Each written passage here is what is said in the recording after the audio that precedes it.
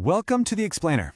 Listen, if you've ever felt that incredibly heavy, just isolating weight of guilt after making a mistake, you are in exactly the right place today. So many of us carry this silent burden, right? We stumble, we fall short of the standards we hold dear, and bam, immediately this crushing sense of shame just settles right over us. It's a completely common, deeply human experience for anyone trying to walk a path of faith. So we're going to carefully unpack a really fascinating source text today that directly addresses this exact struggle, and it actually shows us a clear path out of the shadows. Let's get right into it. When we fail, do we lose God's grace? Now this gets right to the heart of a secret fear I think so many believers carry around.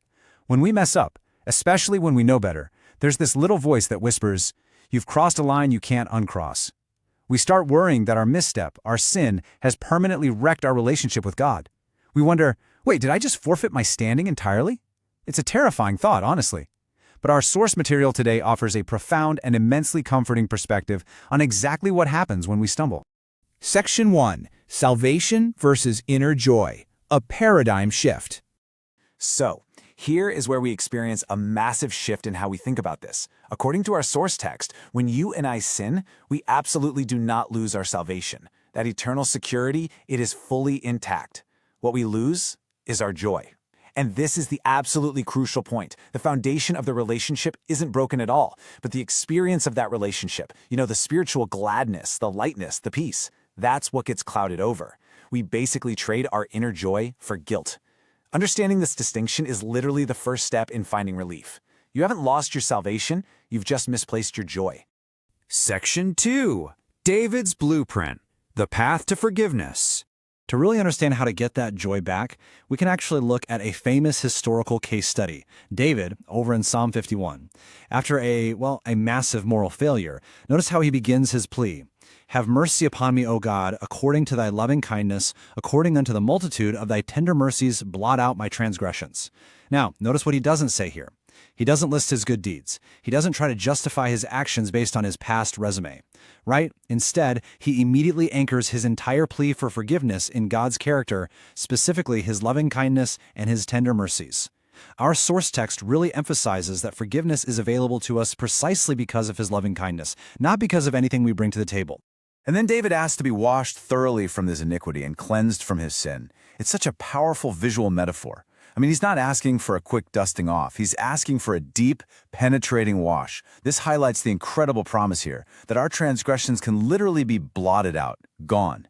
It teaches us that God's forgiveness isn't just about kind of ignoring what we did. It's about a complete and thorough cleansing of the record.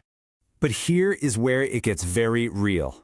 "Against thee only have I sinned, and done this evil in thy sight." Our source text is absolutely crystal clear on this point. True recognition of our rebellion means we blame no one but ourselves. Look, it's so easy to make excuses, isn't it? To blame our circumstances, our stress levels, or, other people. But the text points out that when we truly recognize how horrible our sin is against God, all the excuses just fade away. We see the true weight of our actions, and we own them completely. Section 3. The remedy of repentance. Owning our actions. So once we've owned our actions, we need a remedy. And the great news is that you aren't meant to sit in guilt forever. So how do you stay in the joy of your salvation? Well, the crucial point is laid out right here in these 3 very actionable steps. Step 1, recognize the horror of the sin, no sugarcoating it. Step 2, confess your sins and transgressions and, as the text explicitly states, mean it. It's not just reciting some magic formula, it's a true posture of the heart. And step 3, rely entirely on His loving kindness to forgive you. This is the blueprint, guys. This is exactly how you clear the air and step right back into the light. Section 4. Restoring joy and strength. So why is getting this joy back so critically important? Is it just so we can feel a little happier on a Tuesday? No, it's way deeper than that. Nehemiah 8:10 tells us, "The joy of the Lord is our strength." Think about that for a second. Your spiritual joy isn't just a mood, it is the actual source of your everyday resilience and power. It's the fuel that allows you to face difficult circumstances, to persevere, and to really live out your faith. And our source brilliantly illustrates the alternative. Look at this equation: no joy, no strength. It is incredibly simple, but absolutely devastating. When we carry unconfessed sin, we lose our joy. And when we lose our joy, we lose our spiritual strength. We become exhausted, depleted, and just vulnerable. The practical consequence of carrying around the heavy baggage of secret guilt is that it literally drains your power to live effectively. But, it doesn't stop with us. Our source concludes with a powerful prayer that really reveals the ripple effect of sin. Unconfessed sin isn't just a private burden. It affects us personally, sure, but it also affects others around us, and most critically, it damages our witness. When we're walking around depleted, joyless, and weighed down by all this guilt, we aren't exactly a compelling reflection of God's grace to the people watching us, are we? To restore our witness to others, we absolutely must have our joy restored first. I really want to reassure you as we wrap up this text. The source material ends on this beautiful, comforting note of gratitude. Thank you that you are a loving Father that teaches us your ways.